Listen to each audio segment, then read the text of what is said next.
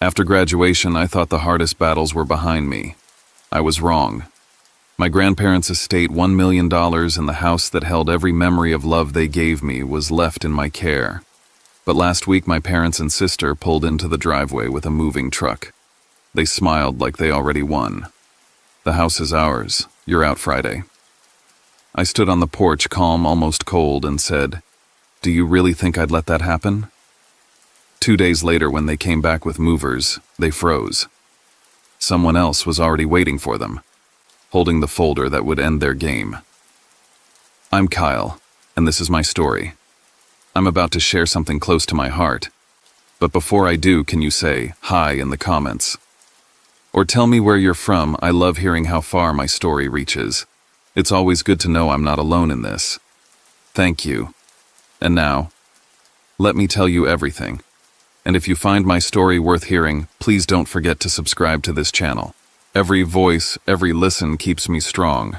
The harbor smelled of salt and diesel, a mix I had known since I was a kid hauling crates on the docks. That evening, the sky over Portland turned the color of bruised peaches as the last notes of applause from the MBA ceremony faded. Families clustered for photos, laughter echoing off the old brick facades. I stood alone at the edge of the pier, my cap in my hand, staring at the row of empty chairs where my parents and sister should have been. They never came. For a moment, I wanted to believe traffic held them up, that maybe a storm on I-95 had delayed them. But I knew better. I'd always known better. This was their pattern: lyrics recital, lyrics audition, lyrics apartment lease, all more important than showing up for me. I whispered into the ocean air, low enough for only myself to hear. No one writes my story for me anymore. Not them. Not anyone. The memories came in sharp fragments. High school graduation me scanning the crowd gown, clinging in the June heat. They arrived late, explaining they had to rush Lyric to a violin competition.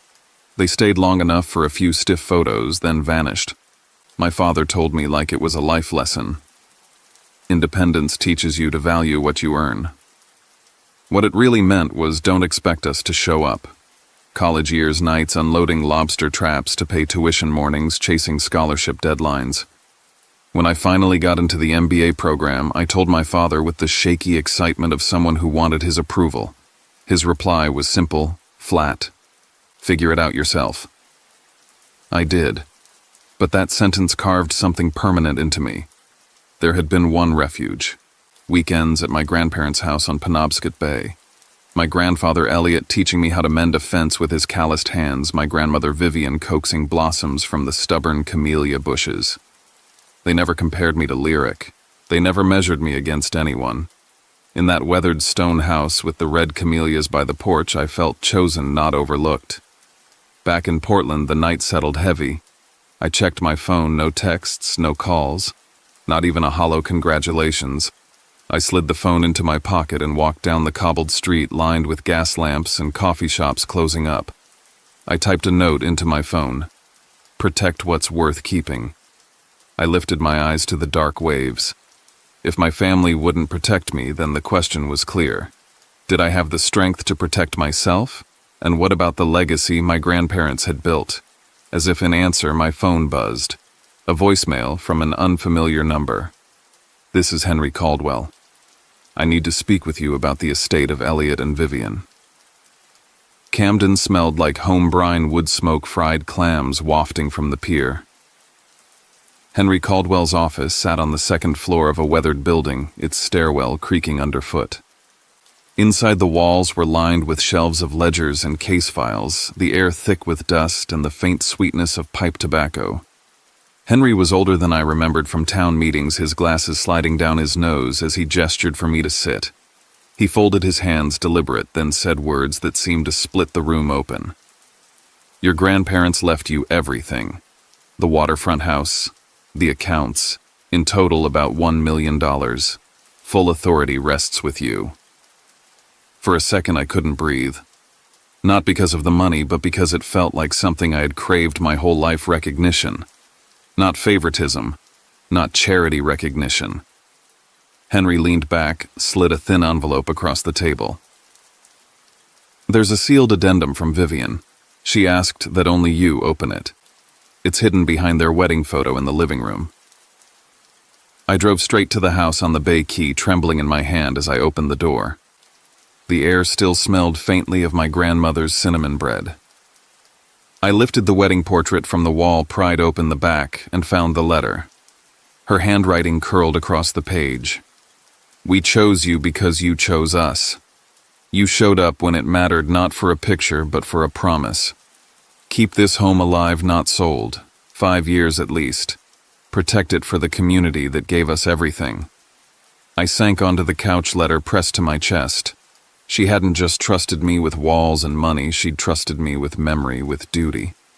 Outside, the camellias were in bloom, defiant red against the gray sea air.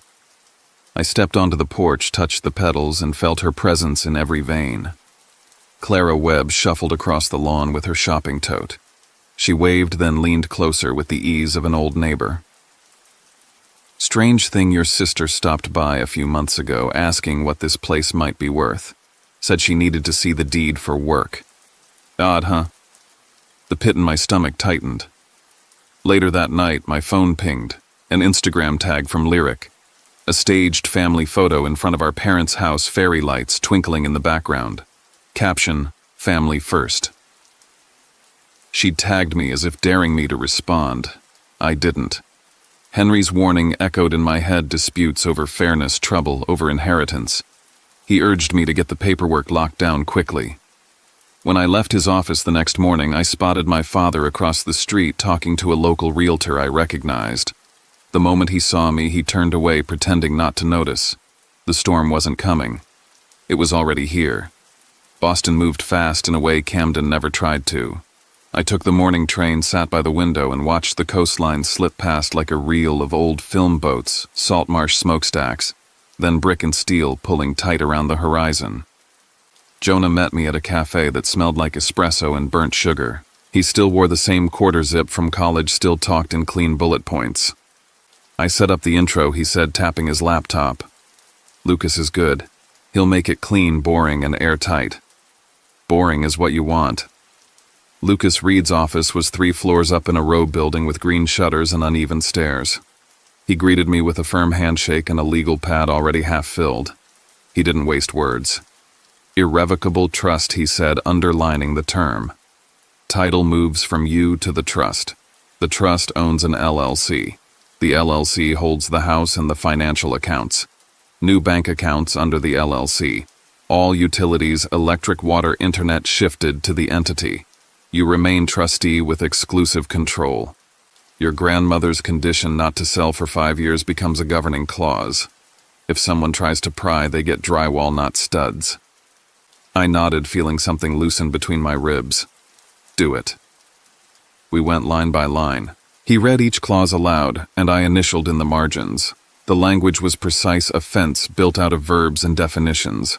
When it was time to sign, my hand didn't shake.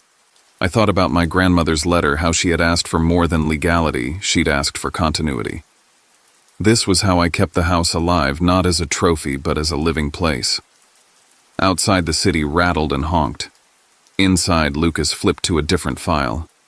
"One more thing. I looked through county records before you came. 4 months ago, someone requested a comprehensive deed and lien search on the property using an intermediary. The requester listed a shell company out of Bangor. The address matches an office used by a notary who had disciplinary issues a few years back.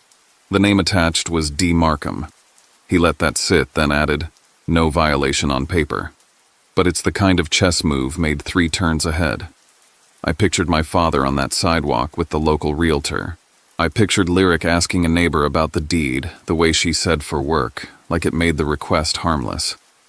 The pieces didn't feel random anymore. Back in Camden that evening, Jonah pulled into the driveway with a duffel bag of gear and a smile that was all problem-solving. We walked the house together. "Angles," he said, crouching by the porch beam. "You want coverage, but you don't want the cameras to look like a dare." We tucked one in the corner trim of the porch, another above the hallway arch, a third behind a vented bookend in the study where my grandfather kept a brass compass. The system mirrored to my phone and to a local hard drive in a locked metal box. If someone tried to pull the plug, it would chirp a warning to a second drive Jonah mounted under the kitchen sink. Every feed backed up offline. While he ran cable, I made a list at the dining table. Change locks. File address changed to a P.O. box. Transfer CMP Water District and Internet to the LLC. Keep a log of every call and visit. I found a thin cloth-bound notebook in my grandfather's desk and wrote the date at the top of the first page. All contacts regarding house. It felt old-fashioned on purpose. Paper has a way of slowing people down. By afternoon, the house was bristling with quiet eyes. Jonah wiped his hands and stood back to admire the invisible. Anyone tries a drawer, you'll know, he said. And if they bring someone in with a tool bag after dark, you'll know that too. My phone lit up with my mother's name. I let it ring once, then answered. When are you moving into the Bay House? She asked, light curious, the tone of someone browsing a store, not asking about my life. I said I hadn't decided. She pivoted to lyric. She's so excited about expanding her business. There's an opportunity if the timing is right. I kept my voice, even offered nothing. After we hung up, Lyric texted an hour later, bubbles popping up fast. We should sell while the market's hot and split it. I could open my studio next month if we do it right. I typed and deleted, then settled on. Let's revisit later. A lot is in motion. That night I drove back to Portland. The city felt cooler, cleaner, like a boundary. I filed service changes and sat with the bank to open new accounts. The manager, a man with careful hands, asked about projected inflows and maintenance expenses. I gave him numbers and dates, practiced and calm. On my way out, I bought a small lockbox and a stack of stamped envelopes. Control is 100 small decisions in a row. The calls didn't stop. My mother left a message about family unity.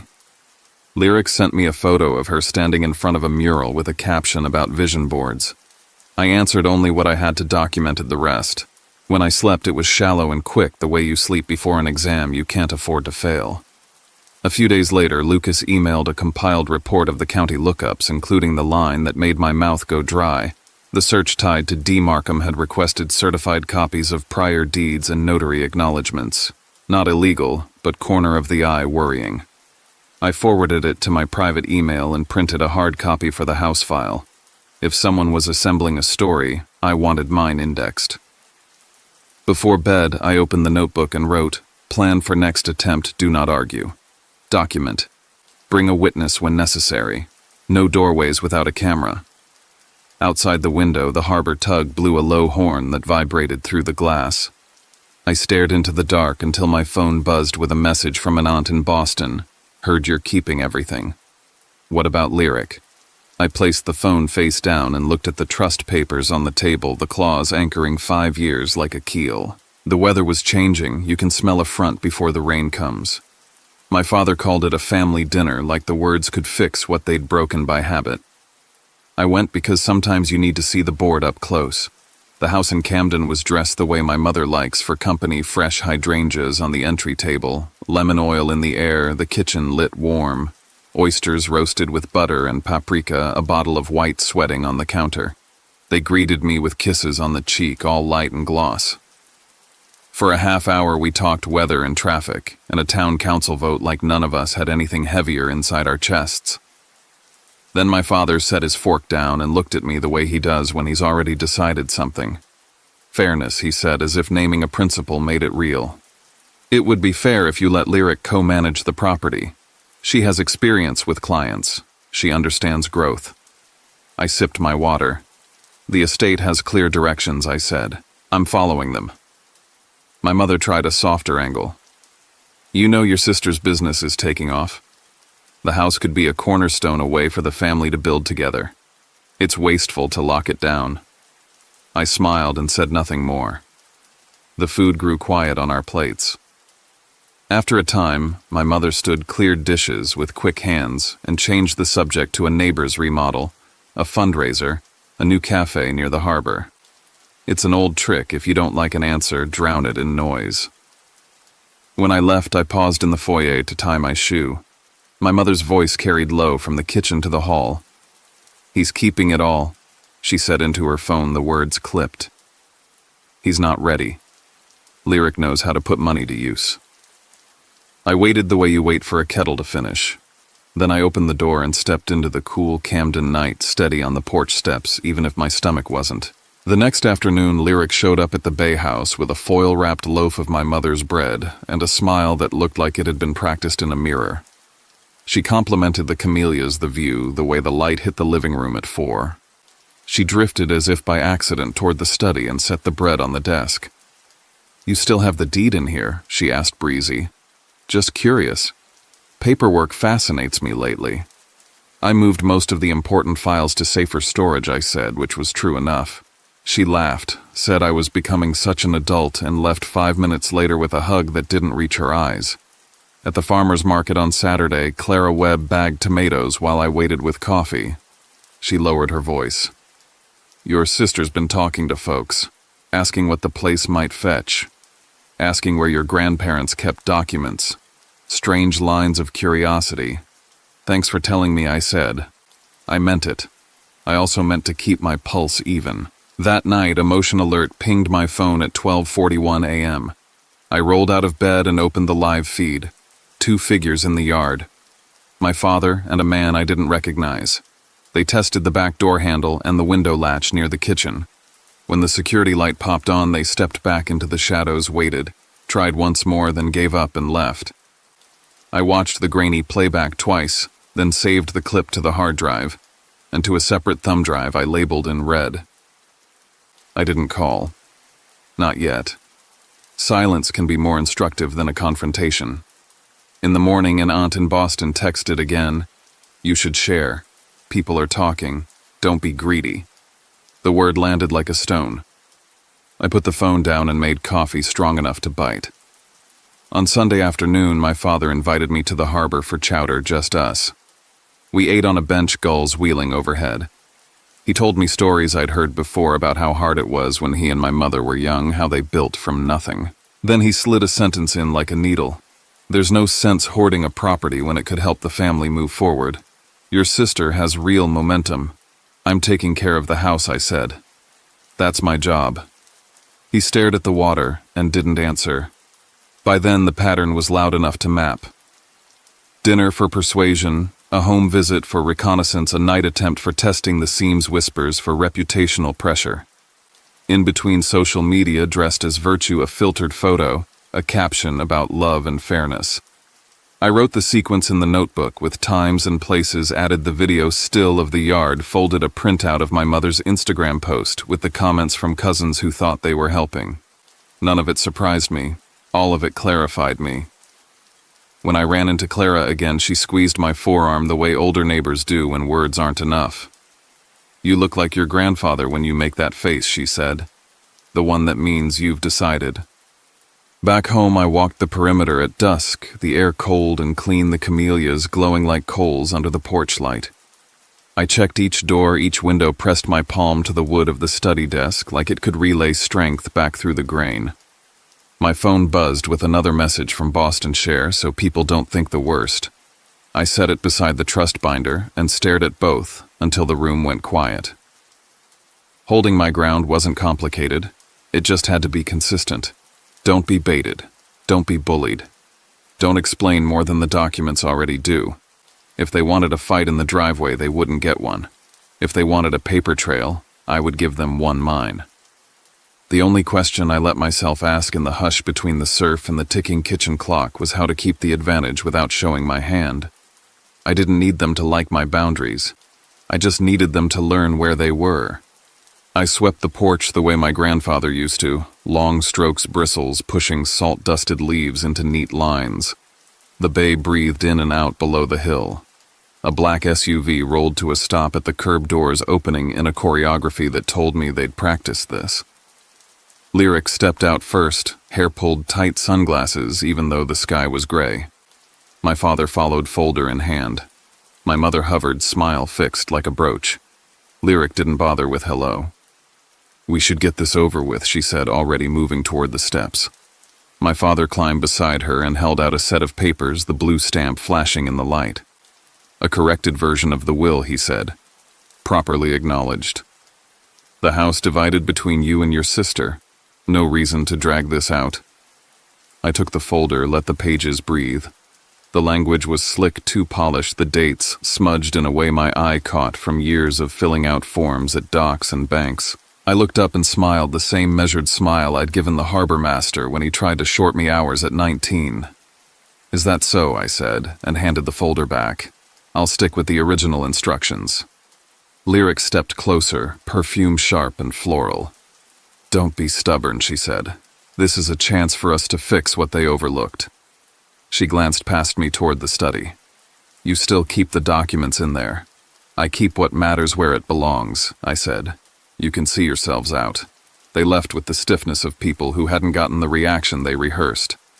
The SUV's taillights blinked at the bottom of the hill, and then were gone. I pulled out the cloth-bound notebook and wrote the time, the weather, their exact words. Then I took a photo of the entry and emailed it to myself. Paper and pixels side by side. Clara Webb called while I was still at the porch rail. "Your father stopped by Coastal Realty," she said, voice low like gossip was a duty. Asked for a quick range on waterfront listings. Said he was doing research for a friend. We both know what that means. "Thank you," I said, "for calling me first." At home that night, the screens told their own version. Lyric posted a photo of the house from the road angle, tight, no address, but anyone local would know. Caption, "Real love is fairness." The comments bloomed fast. Cousins I hadn't spoken to in years typed heart emojis. A neighbor wrote something about sharing blessings. I set the phone down and let the room go quiet. The camellias knocked softly on the window in the wind. At 1:12 a.m. my phone buzzed with a motion alert. I slid from bed and opened the live feed. The study camera caught a sliver of shoulder and a hand at the desk drawer. Lyric alone, hair loose, now the glow from her phone lighting her face. She lifted the drawer, took photos of envelopes that held nothing more than appliance manuals and a stack of paid tax receipts, then closed it carefully, as if careful erased intent. I saved the clip to both drives and wrote the minute in the notebook with a long underline. Morning brightened slow. I drove to Portland to keep the routine intact. Work emails, a client call about a summer launch, the kind of normal that steadies your hands. At lunch, a classmate from the MBA pinged me a photo from a networking event downtown Lyric in a fitted blazer, her arm around a local broker, captioned with a promise about expanding her firm this quarter. I stared at the screen until the text went blurry, then closed the app and answered 2 client briefs in a row just to prove to myself I could. That evening, I spread the fake papers across my kitchen table and reached for the notes Lucas had sent. The seal on my father's folder matched a name I already knew from the county search, initial D, last name the same as the notary with a history. The address on the acknowledgement line listed a suite and Bangor that belonged to a company with no website, no phone number, the kind of office that exists to collect mail and dodge questions. I traced each line with my finger, then slid the papers into a plastic sleeve labeled with the date and a short description. Evidence is less about drama than it is about order. The calls started after dinner. 1 from my mother that I let go to voicemail. 11 from Lyric that I watched rack up until the phone screen dimmed and lit again. Her last post of the night was a selfie with mascara tracking at the corners. Some betrayals hurt more because they come from blood. I didn't respond. I wrote the number of missed calls in the notebook and turned off the lights. The house hummed a refrigerator, a baseboard heater, the old rhythm of a place that had learned to withstand weather by standing still. I swept the porch at dawn, the bristles whispering across wood. The bay looked iron-flat, the kind of morning where boats stayed tied. I felt it then, more than thought it. The quiet part of the fight was ending. The next time they wouldn't come with polite paper and staged photos. They'd come to move me by force of narrative, or failing that, by force of bodies and boxes.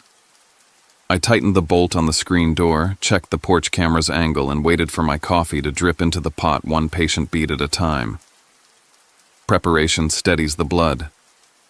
I drove to Boston with a folder that had grown fat, printouts of the trust, the LLC filings, the utilities transfer confirmations, the county pull sheets, the camera stills, the logbook entries copied onto letterhead. In Nia Kapoor's office, the blinds cut the sun into long bars across the conference table. She read fast, lips pressed thin, then looked up at me like a coach about to send a player in. "You've done the work," she said. "Now we control the setting. We planned it like an event." I called Miles Thornton at the county office and asked him to stop by the house on a casual basis, a welfare check, a community courtesy. He agreed without hesitation. He'd known my grandparents for 30 years.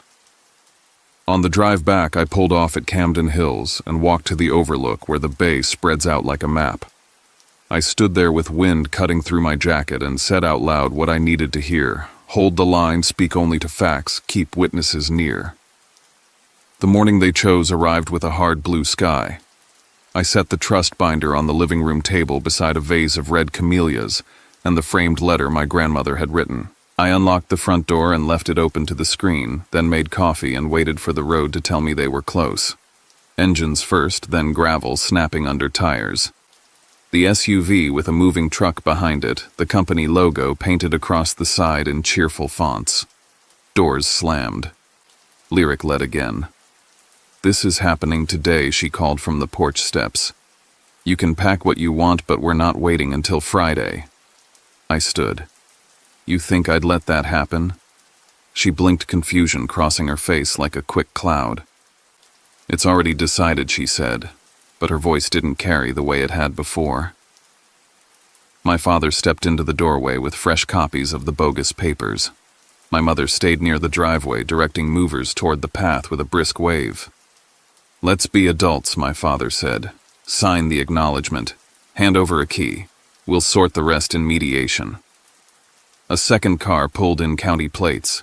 Miles climbed out in his windbreaker, nodded to me, then took in the scene, the truck, the papers, the family arranged like a tableau. He walked to the table, glanced at the binder, read the first page with the calm that can only come from dealing with disputes for a living. "This property is held by a trust," he said, voice even. "The trustee is present. These documents you're waiving don't match records on file, and the acknowledgement appears irregular. I'm advising you to stop immediately. You can't tell us what to do," Lyric snapped, but she stepped back half an inch. The movers slowed. I slid the cease and desist draft from the folder and set it beside the camellias. "Before you go any further," I said, "understand that everything after this point is documented and will be used where it belongs." My father's certainty cracked. "We were just correcting an error," he said, looking to my mother for reinforcement that didn't come. "You tried to correct the past," I said. "The law doesn't work that way." My phone buzzed. "Nia." I put her on speaker. She introduced herself to Miles, then spoke clearly into the square of the room. "We have evidence that the contested documents were prepared through an out-of-state filing service using a notary previously disciplined by the state board. The requester name matches one already flagged in the county's inquiry logs. If this continues, we will file for injunctive relief and refer the matter for criminal review." She paused. "For the record, the trust instrument prohibits sale for 5 years and vests authority solely in my client." Across the room, the lead mover made a small circling motion with his hand. His team lifted nothing. My mother's mouth tightened, then flattened altogether. Lyric's eyes went glassy with anger that didn't have anywhere to land. "You'll regret this," she said, but it sounded thin, like a paper banner in wind. Miles took a photo of the bogus packet, the truck, the porch. "We're done here," he said to the movers. "If you proceed, you'll be part of a report you don't want your boss to read." The men nodded, backed down the steps, and began to close the truck's ramp. The street grew quiet the way a room does after someone has shouted and realized it didn't change anything. In the hours that followed, the mess moved online. My mother organized a family group chat and began sending paragraphs about me, isolating my grandparents at the end about how I'd misunderstood their wishes. A cousin chimed in with a lecture about kindness. Screenshots poured in from Tessa Brooks, who'd been added by mistake once and never removed. I saved everything. By late afternoon, a notice hit my inbox from the state licensing portal. Lyric's firm had placed her on leave pending review of a complaint. No names in the notice, but the timing wasn't subtle. I looked at the camellias on the table petals, heavy and perfect, and thought of my grandmother's hands in the dirt. Clara knocked at dusk with a grocery bag and a look that said she'd seen the truck from her kitchen window. "You okay?" she asked. I told her I was. I wasn't sure if it was true, but the word fit better than it had a month ago. She handed me a thumb drive. "Your camera emailed me a clip by accident," she said, almost sheepish. "Or on purpose. Nighttime. Your sister in the study." I added it to the folder without comment and poured her a glass of water. We stood at the sink and watched the sky turn violet. When she left, the house settled in around me. I gathered the documents, the printouts, the notes, and stacked them into a clean pile on the table beside the vase. The porch light flicked on by timer. In the hallway, the study camera made its soft mechanical blink. My phone vibrated with a new message from my mother, a final paragraph about forgiveness that sounded like a closing argument to people who didn't know the facts. I took a breath, opened the folder from Nia, and slid out the letter that carried the weight of all the preparation, the formal notice demanding they cease harassment, and attempts to interfere with trust property signed and ready. I held it by its edges, the paper cool against my fingers, and pictured the route it would take: mailbox, sorting center, their kitchen counter next to a fruit bowl, and an unpaid bill. I pictured the moment the room would go quiet when they read the seal. I walked to the door, felt the old floor give under my heel, and stood on the porch with the envelope in my hand. Down on the road, a car idled and then moved on. The bay breathed in and out. I looked at the camellias at the house, at the life that was mine to defend, and then I stepped down onto the path toward the mailbox. The legal letter landed on my desk in Portland, demanding money, a monthly stipend, and half the house. It accused me of exploiting my grandparents' words, sharp enough to cut if I let them. At the same time, my phone pulsed with screenshots. My mother had turned the family group chat into a tribunal, telling relatives I had cornered Elliot and Vivian in their final years. Lyric added her part online, a photo of her crying with the caption, "Betrayed by my own blood." Comments piled up until the lie felt louder than the truth. But then Tessa called. She had recordings from a side chat, my mother coaching relatives on how to shame me publicly, Lyric laughing in the background. I drove straight to Boston and sat with Nia Kapoor. Together we built a 15-page statement, the trust filings, bank records, fraudulent seals, and the letter my grandmother wrote. Facts stacked higher than noise. I sent the file to 30 relatives at once. Silence, then waves of replies, apologies from some, disbelief from others. Yet the tide turned. Lyric's firm suspended her. The county opened an inquiry into forged documents. That night my phone rang over and over, 15 missed calls from Lyric, no messages, just silence and one last post. Someone destroyed my life. I stood on the porch in Camden binder, open in my hands, camellias glowing faint in the dark. For the first time I felt I was no longer defending. I was leading the fight, carrying my grandparents' honor forward. A week later, the fight ended with a thin envelope. My parents' lawyer withdrew every demand, asking only for no further contact. Outside, the bay was still. I read the letter once, then laid it aside, a retreat dressed in formality. News of Lyric spread quickly. She was dismissed from her firm, her name in county files for forged acknowledgments. The career she flaunted online dissolved overnight. That evening, I stood on the porch looking at the water. I kept it safe, I whispered. Not victory, but release. Inside, I touched the wedding photo on the wall, my grandfather's words echoing, "Protect what's worth keeping. Don't wait for someone else." Clara came by with a young camellia plant. They'd be proud, she said. I placed it beside the old bushes, new roots beside old. At Camden Hills, I wrote to Tessa, thanking her, telling her one truth I now carried. Family is no excuse to accept harm. Cleaning the study days later, I found a notebook hidden in a drawer. My grandparents had tracked every expense I'd helped cover, every repair, every hour, with a final line. We saw every sacrifice. We never forgot. My chest ached at their silent witness. Soon, an invitation arrived from Boston to speak anonymously at a symposium on legacy. I said yes. Pain could become a lesson. One last night I sat on the porch, wrapped in a blanket. A camellia petal dropped onto the step as the tide moved steady below. Setting boundaries isn't selfish, I whispered. It's respect. The bay answered with its patient rhythm, carrying the truth.